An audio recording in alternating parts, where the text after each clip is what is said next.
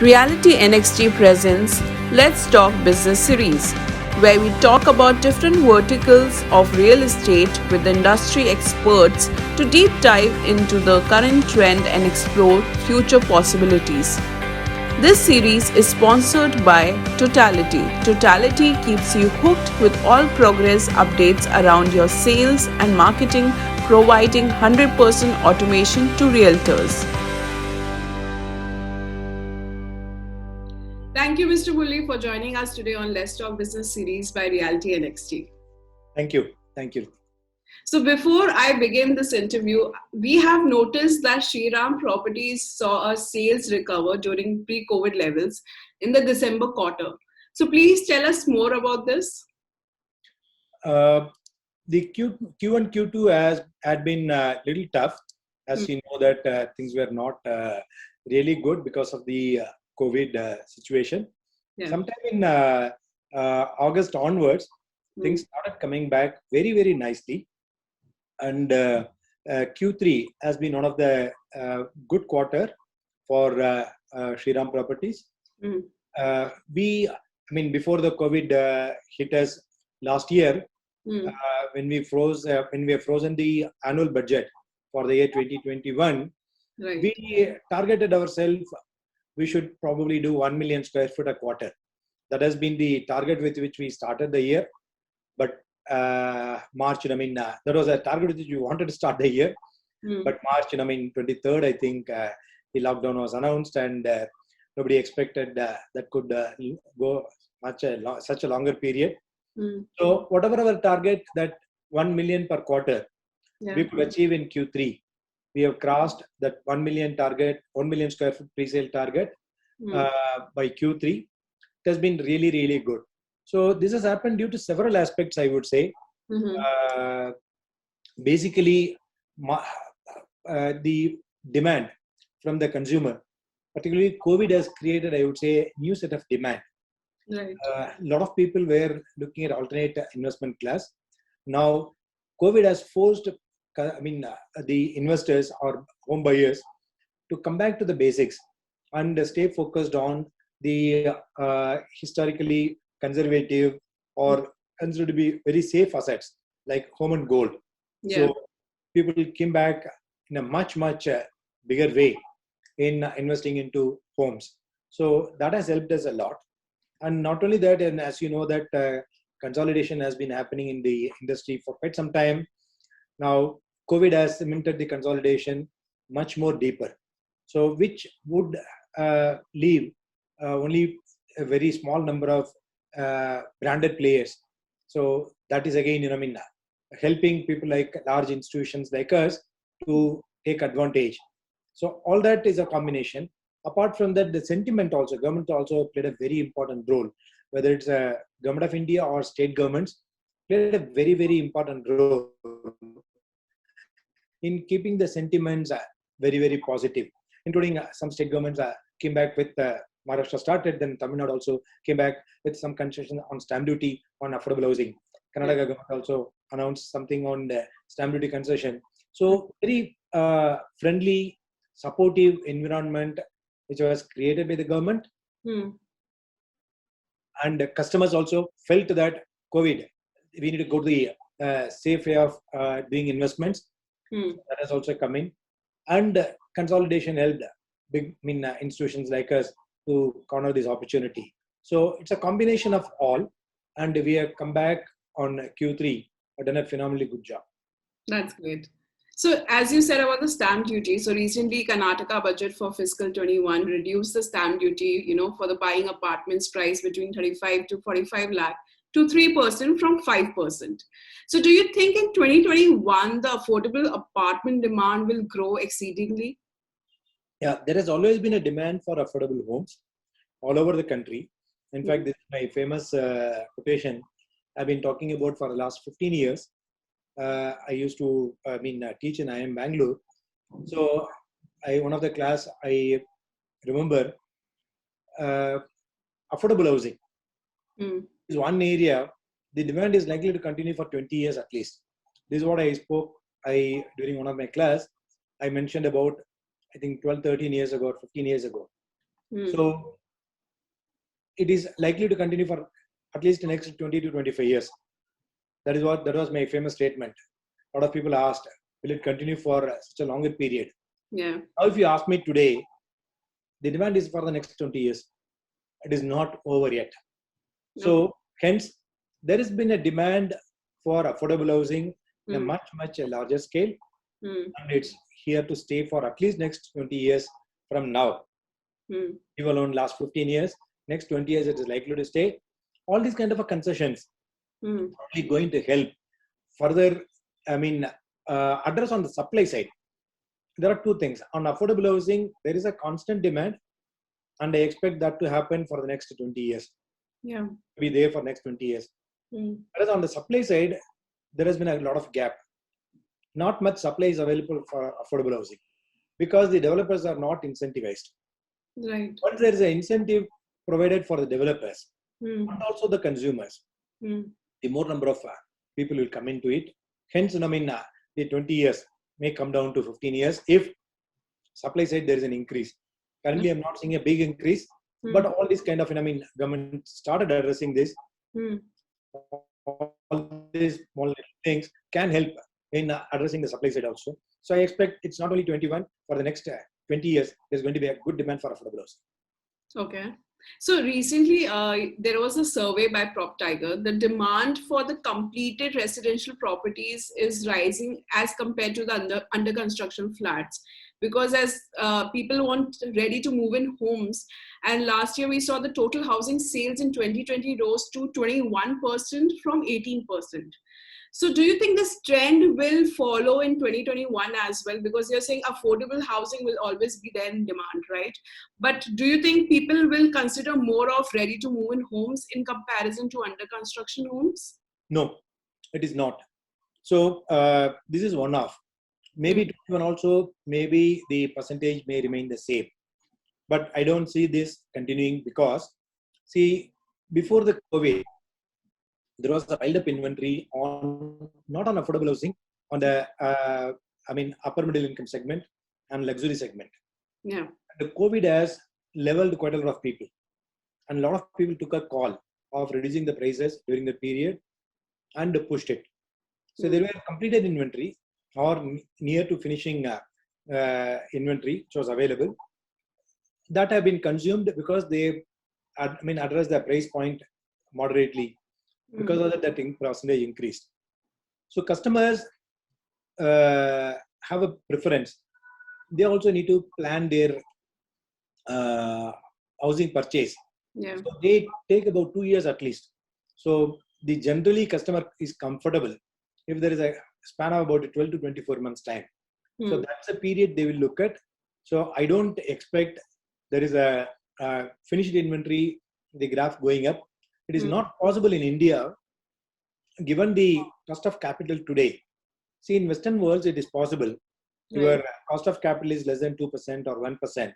Hmm. Then you can, practically your whatever the input cost, whatever you are providing, it appreciates or escalates by 1 to 2% every year.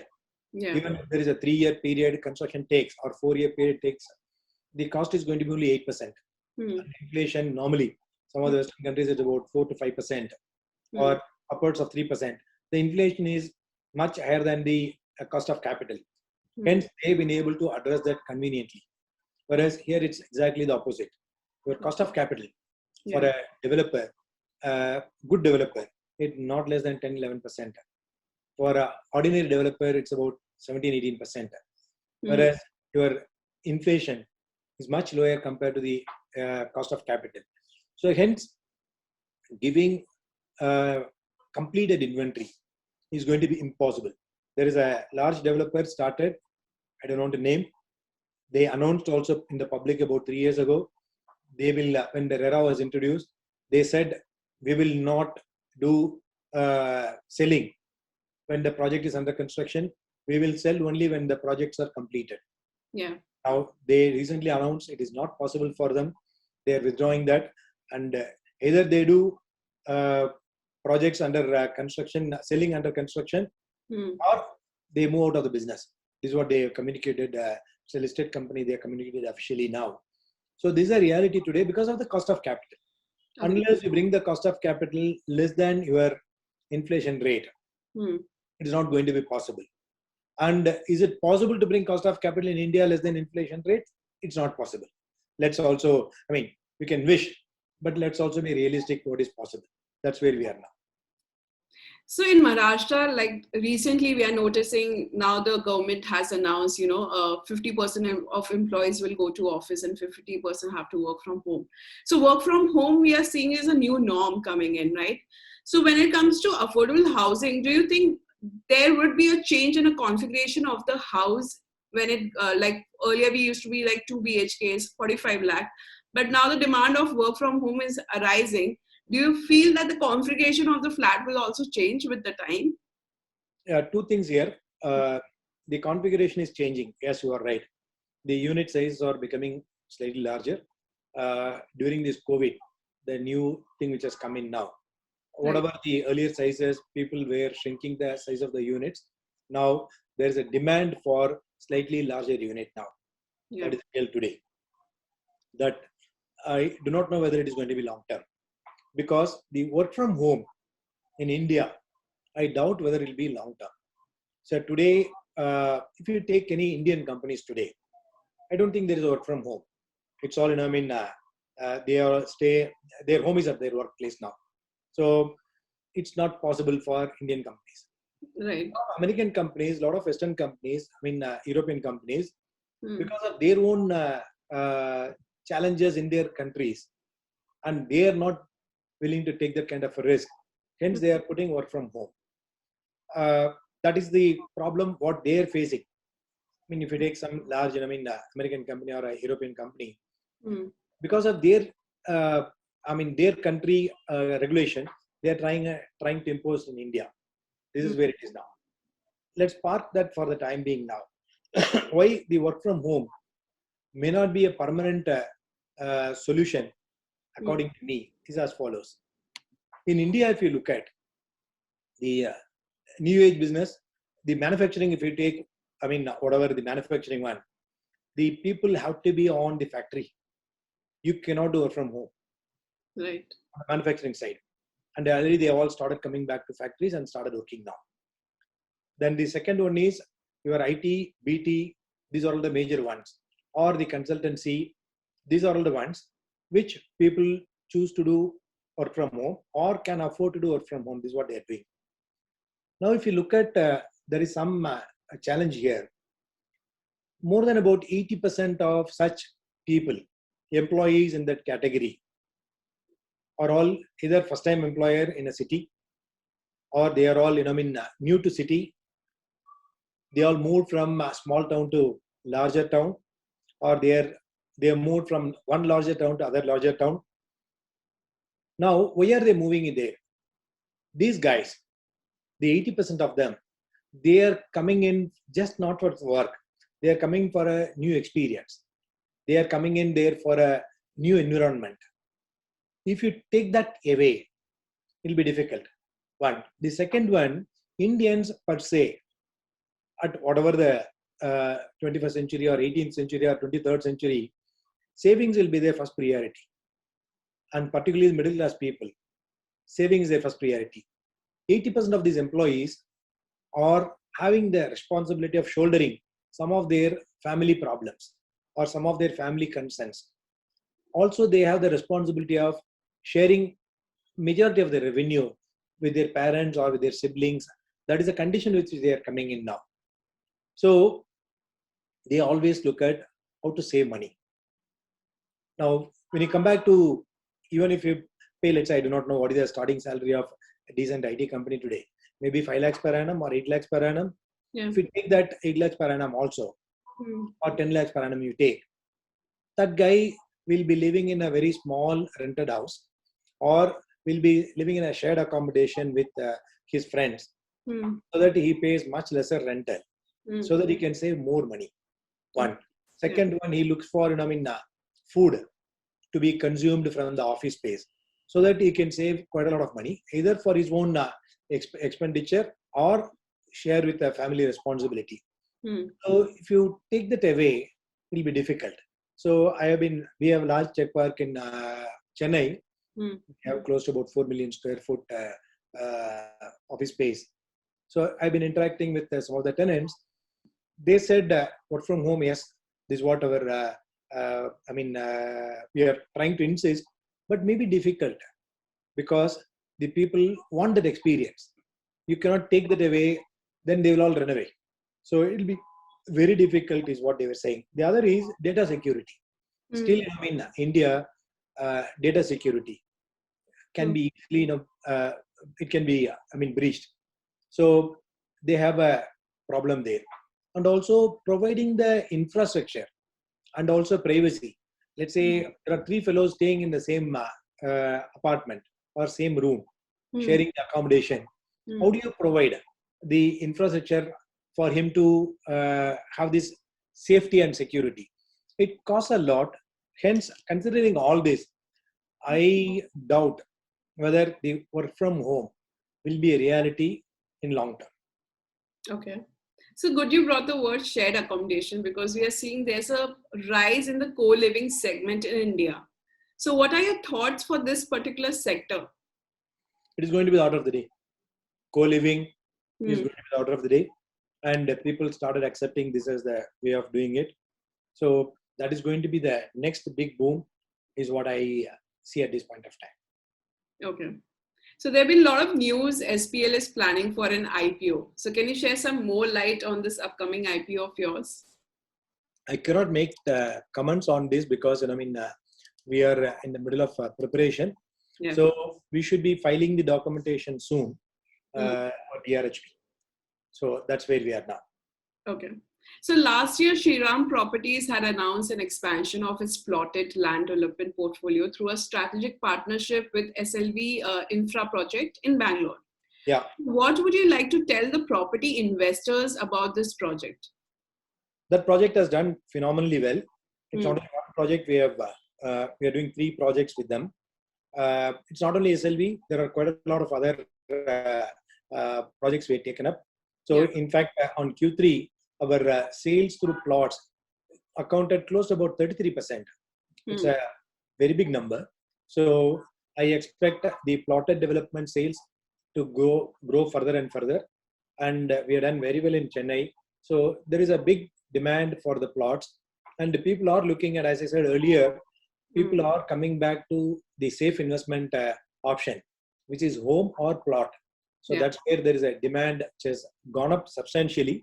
And not only that, a lot of unorganized players were there in the plotted development business, which brand like ours, when we come in, there is a natural demand coming up for that.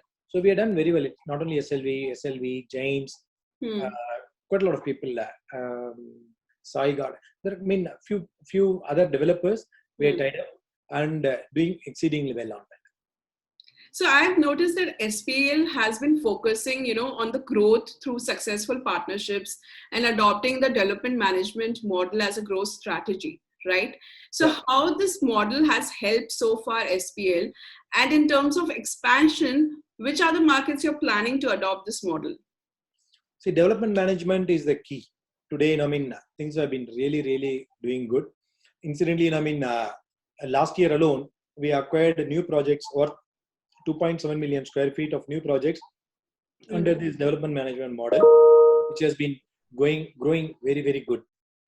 So we have a current portfolio under development management is about 16.56 million square feet against the overall portfolio of 53.6 million square feet.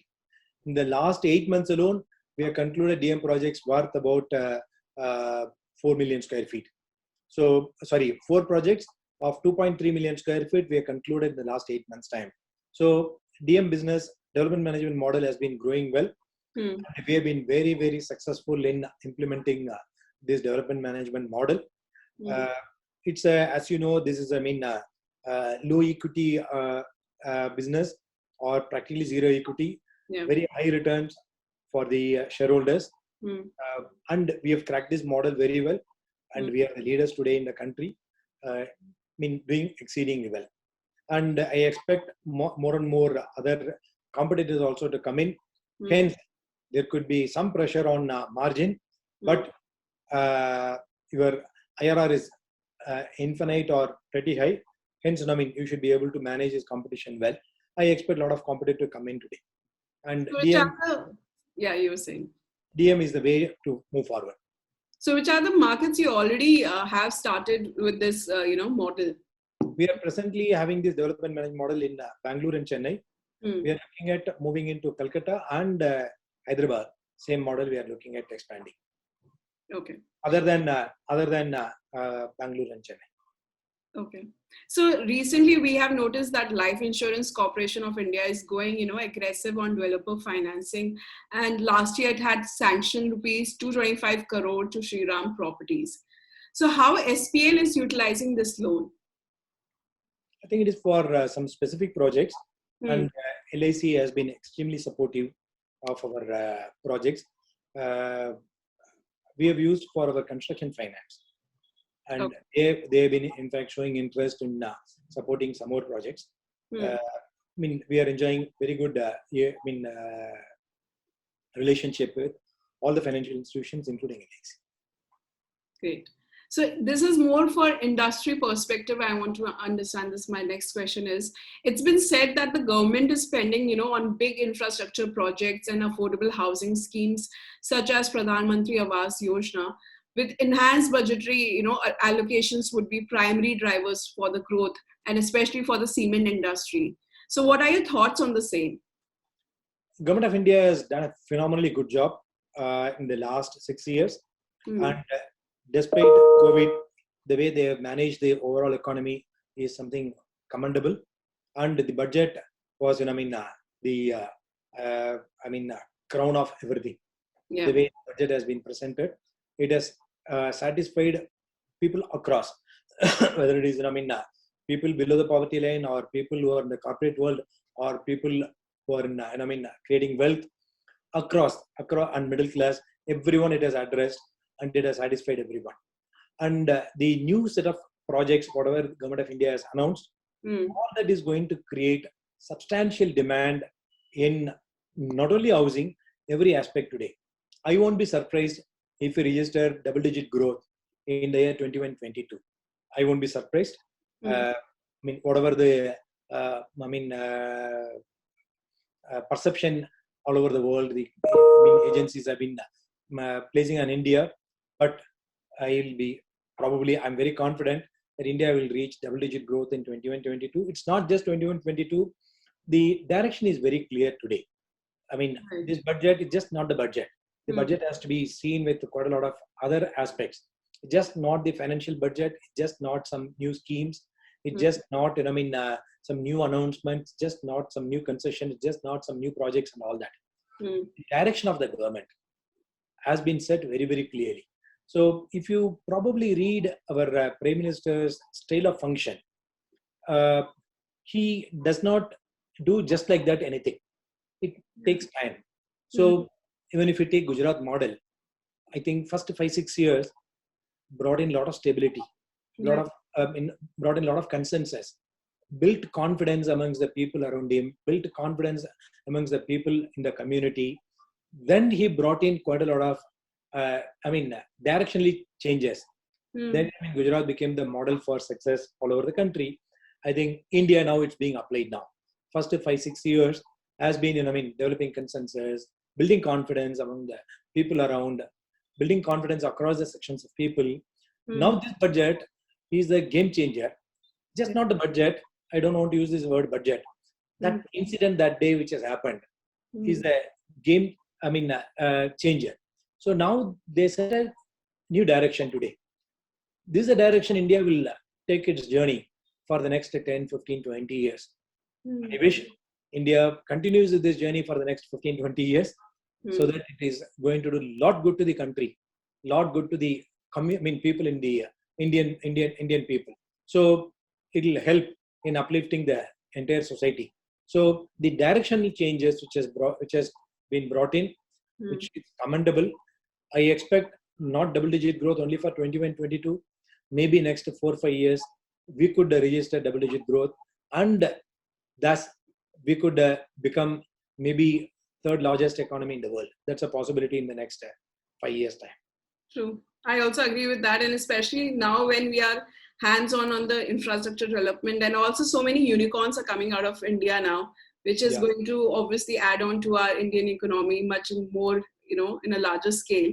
Yeah. So coming to my next question, which I want to know from your perspective is, if you had to predict for this year 2021, then what would be the 5 key trends or the changes that we would notice, especially in the Indian real estate market? Demand will increase a lot. Okay. Many people will come and buy homes. Many people will come and buy plots because that's what they will think. Appreciation factor or safety as the second one. Third one, as you said, the increase in sizes. Yeah. 2022, the increase in sizes will be there. I do not know whether it will continue for 22, 23, 23, 24. I'm not sure. But 2022 will be there. Then the shared accommodation will become order of the day, and more people will look at. A lot of new asset classes will come up.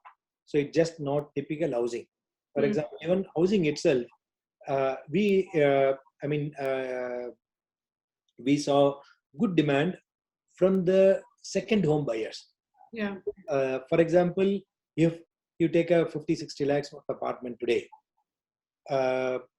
if you contribute about 15-20 lakhs, remaining 40 lakhs, the home loan is at the lowest today. 6.6% to 6.9% is at the lowest today. And the home loans are available for 25 years. Now, if somebody borrows 40 lakhs, their repayment may be about 25,000 rupees or 27,000 rupees. Now, for the next 25 years, any person who has come into any city, middle class person, Yeah. for him to take out, if you take the 60 lakhs worth apartment, rent it out, you may get 10,000, 15,000, 20,000, some number anywhere between 10 to 20,000. If you take the delta, it's going to be another 15 to 20,000 rupees only. So many people are looking at that as another avenue for increasing their savings. So 20 years down the line, apartment becomes free to them. So carving out 10, 20,000 rupees, 25,000 rupees a month on month is not going to be a significant one. So many people are looking at that option. So rental housing will become another major aspect. So all that will lead into many new asset class creation. So I won't be surprised even REIT comes into rental housing. There is a possibility. It's not permitted legally today, but in some form or other, it will come in, and Government of India also will start addressing that, is my view, in the next 1 to 2 years time. So many new asset classes will come up, and all this will help the customers to gain the best. True. No, I completely agree with those points. And just to add on and ask one more thing, when it comes to second home, would you see any kind of changes happening in this year? Because last year it was predicted that people are looking for second home. They would want to invest in second home because of these pandemic happening, or it's like an eye opener for everyone to, stay in or have an investment in another property where you can stay for a while or work from home or whatever in that case is in terms of investment. Yeah, that has already happened. We have witnessed this also. For example, some of the suburban area we are doing plotted development. So not many people have bought. When we did the survey, they came back and said, probably if COVID kind of situation comes up, at least we'll have a home to go and stay there. So that's a new class, asset class has come in now, which historically was only for rich people. Today, the middle class people also looking at, okay, if there is a pandemic, I'll go out and chill. So that's question. That's a thing which has come in now. So it's all good, which is all going to increase the demand. That's where we are seeing now.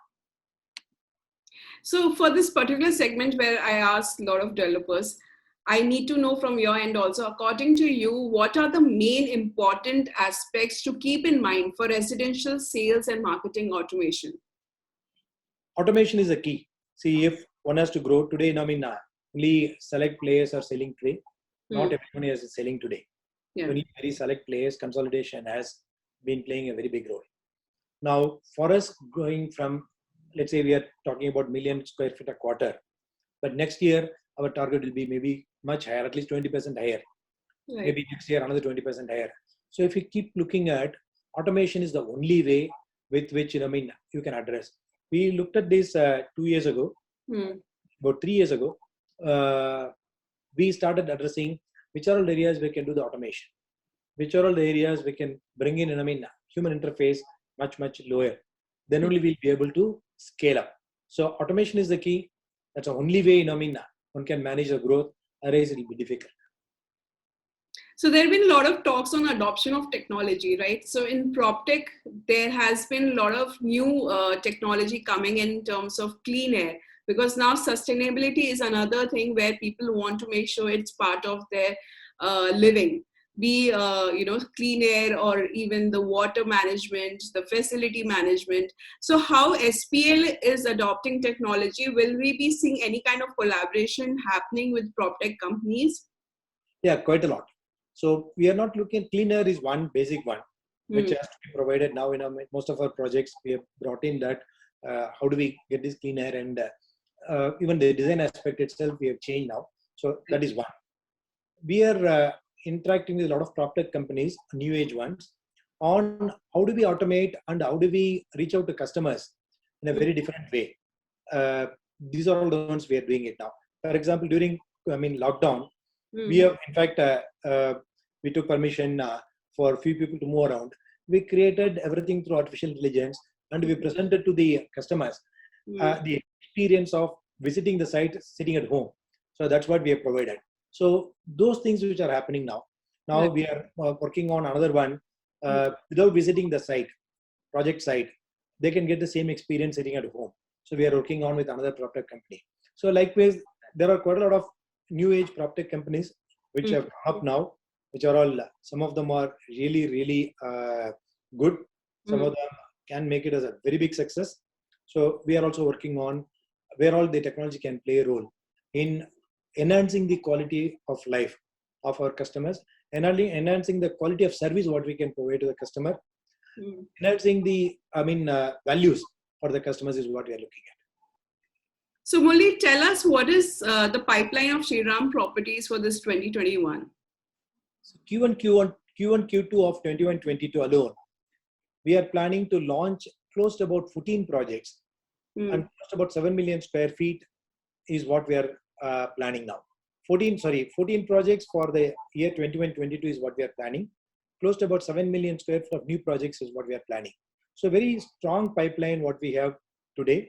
And Q4 of this 2021, we had about 1.6 million square foot launch. So it was very good. So there is a very strong pipeline.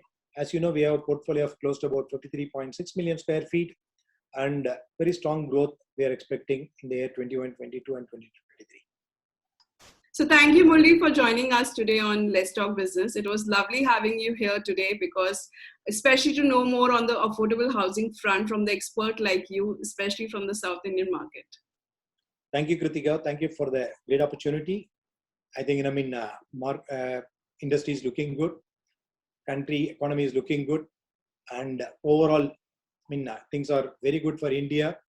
And I think together, both Realty Next and Shriram together will contribute towards uplifting the industry, real estate industry, and uplifting the economy. Thank you so much for that. Thank you so much. Thank you.